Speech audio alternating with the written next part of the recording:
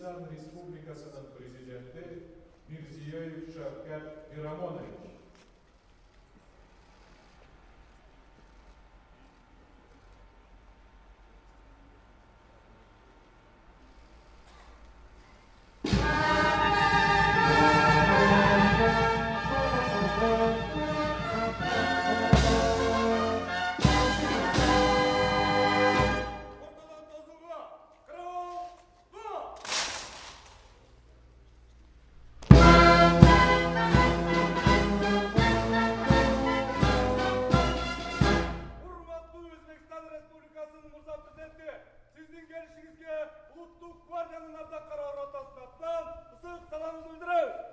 Командиры, гвардияның капитаны Ахматов.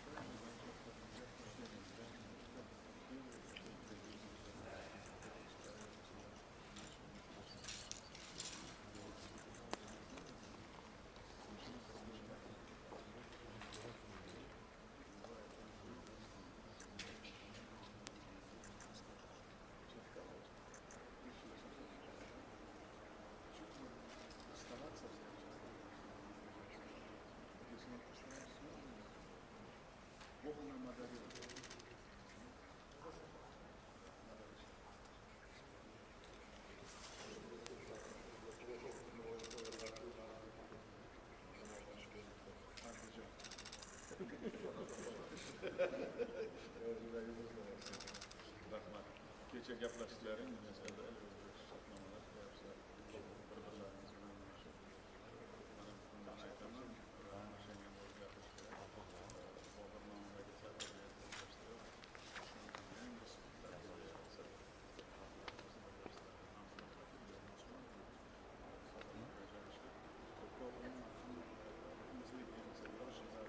yoshlar oqsoqollar qancha ko'p uchrashmasak natija o'zidan o'zi birlashib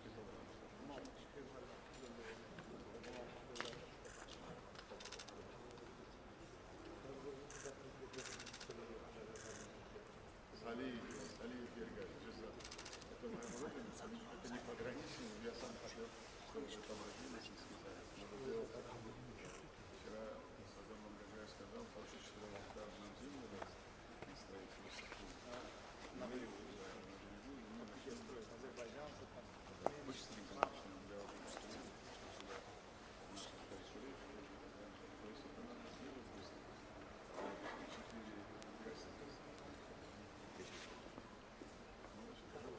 уже 5 мы сегодня будем договариваться, наверное, тоже должен быть курс. Те наши 4 объекта санатория надо, чтобы она заработала и приводила его на более 2 миллионов туристов. А мы должны сделать, чтобы люди не ездили наши куда-то. Надо же все будет, чтобы близко, рядом, безопасно и дешевле.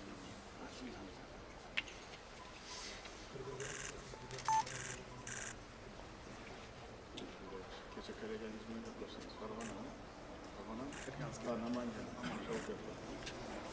Он такой молодой, перспективный, он знает, что делать, как делать. Надо быстренько воплощать это все. Qirg'iz Respublikasining prezidenti Botken oblasti bo'yicha yig'ilib o'ttirib programmalarni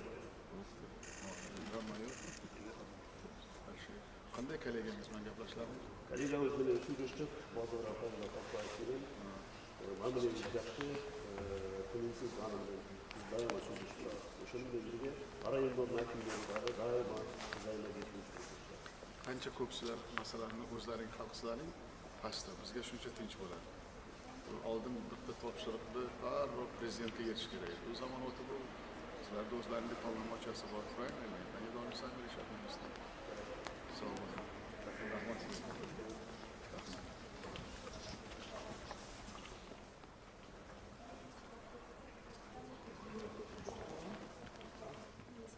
Ассаламу алейкум. Вы его принимали? Да, я знаю, хорошо знаю. Билем, жақсы билем. Жақсы іштейді. Менің балдарым да айтады дайыма. Жақсы іштейді деп. Хош келдіңіздер.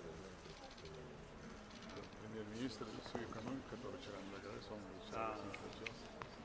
У нас Хабиб Сумбекович и министр экономики. новый министр.